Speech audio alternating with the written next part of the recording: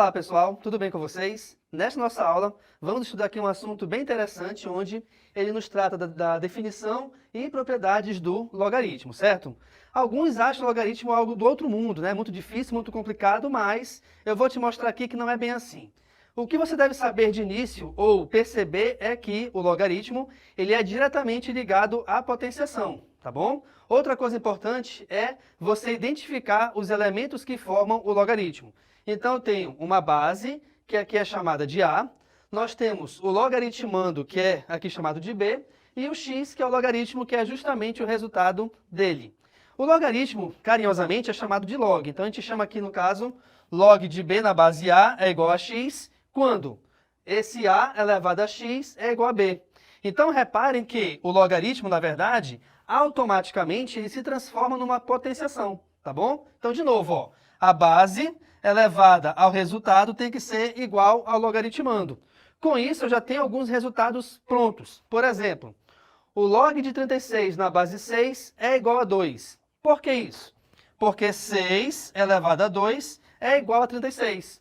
Então, quando você pensar, por exemplo, eu tenho que resolver esse log, eu tenho que achar o seu valor numérico, né? Log de 36 na base 6. Eu tenho que imaginar essa base elevada a algum número que vai dar como resultado justamente o valor numérico do logaritmando, beleza?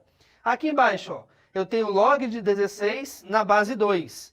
É igual a quanto? É igual a 4. Por quê? Porque 2 elevado a 4 é igual a 16. Beleza? Log de 5 na base 1/5 é igual a menos 1. Por que isso? Primeiro porque 1 sobre 5, que é a fração, tá? Eu posso escrever como sendo 5 elevado a menos 1. Ok? Então, 1 elevado a 5, aliás, perdão, 1/5 elevado a menos 1 é igual a 5. Beleza? Então, nós temos aqui, previamente, alguns resultados já certos para o logaritmo. Sempre vai ser assim? É lógico que não, tá bom? E aí, devido ao fato de nós termos essas operações de logaritmo, nós temos também algumas propriedades e consequências dessa operação, que são as seguintes. Toda vez que você tiver o teu logaritmando igual a 1, independente da base, o resultado sempre é igual a 0. Por quê? Porque se eu quero achar a potência, né, de uma base A qualquer, seja base 2, base 3, eu quero saber qual o expoente que vai me dar como resultado igual a 1, esse expoente sempre é 0. Por que isso? Porque todo e qualquer valor elevado a 0 sempre é igual a 1, tá bom? O que coincide, né, ou na verdade, o que vem de encontro ao que está aqui nessa propriedade. Segundo, o logaritmo de A na base A é igual a 1. Ou seja, o logaritmo onde a base e o logaritmando são iguais, o resultado sempre é igual a 1. Por que isso? Porque uma base elevada a algum número tem que ser igual a ela mesma. E todo e qualquer valor elevado a 1 sempre é igual ao próprio valor. Tá ok? Então, por exemplo, 3 elevado a 1 é igual a 3. 7 elevado a 1 é igual a 7 e assim sucessivamente. Nós temos aqui também o seguinte, que o logaritmo de A elevado a K na base A é igual a K. O que isso quer dizer? Quer dizer o seguinte, nós vimos aqui anteriormente que o logaritmo de uma base A, com o logaritmando A, na base A, ele vale 1.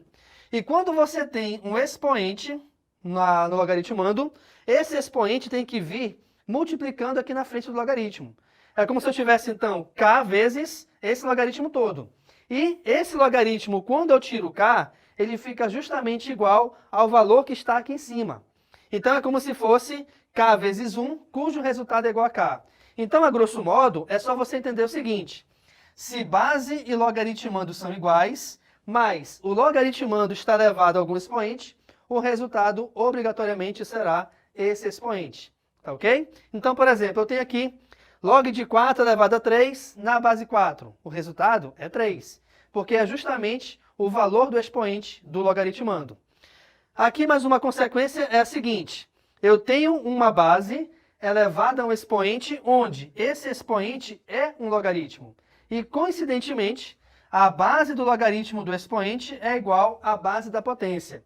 Quando você tiver essa situação, obrigatoriamente o resultado é igual ao valor de B, que é o logaritmando, aqui do expoente, tá? Você pode, de repente, confundir um pouco, achar que é meio confuso realmente, né? Mas olha só, se eu tiver aqui nesse exemplo aqui, ó, eu tenho 3 log de 4 na base 3, por exemplo. Isso aqui é igual a quanto? Opa, o 3 é minha base e o 3 é a base do logaritmo que é expoente dessa base principal. Então, quando acontece isso, o resultado é igual ao logaritmando, aqui no caso, do expoente. Ou seja, o resultado aqui é igual a 4. Mas eu vou conseguir, então, achar esse resultado sem efetuar nenhum cálculo? Sim, não precisa efetuar cálculo. Essas 4 situações aqui são consequências. Ou seja, são valores já certos de acontecer sem a necessidade de você calcular alguma coisa. E aí você pensa também o seguinte, onde é que de repente a gente consegue associar e verificar que existe logaritmando em alguma situação? O logaritmando, pessoal, ele é muito utilizado também na matemática financeira, quando você trabalha com operações financeiras, tá? Então, você trabalha com amortização, com gastos futuros e tudo mais, o logaritmo ele aparece ali.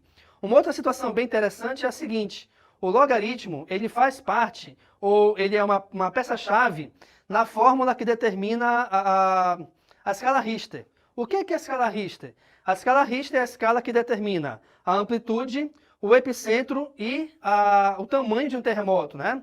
Então você consegue perceber que, de repente, né, o logaritmo não está ali a olho nu para a gente enxergar, mas ele faz parte de fórmulas que determinam coisas importantes para o nosso cotidiano. Perfeito, pessoal? Então, pessoal, nessa nossa aula de hoje eu te mostrei aqui a definição e propriedade do logaritmo, onde o logaritmo é formado por 3 elementos base, que são a base, o logaritmando e o logaritmo, certo? Além disso, eu te mostrei como que a gente resolve o cálculo de um logaritmo. Também a gente verificou as consequências desses cálculos e te mostrei a aplicação do logaritmo em algumas situações do nosso cotidiano. Fique à vontade, então, para tirar foto do quadro. Muito obrigado pela atenção e tchau.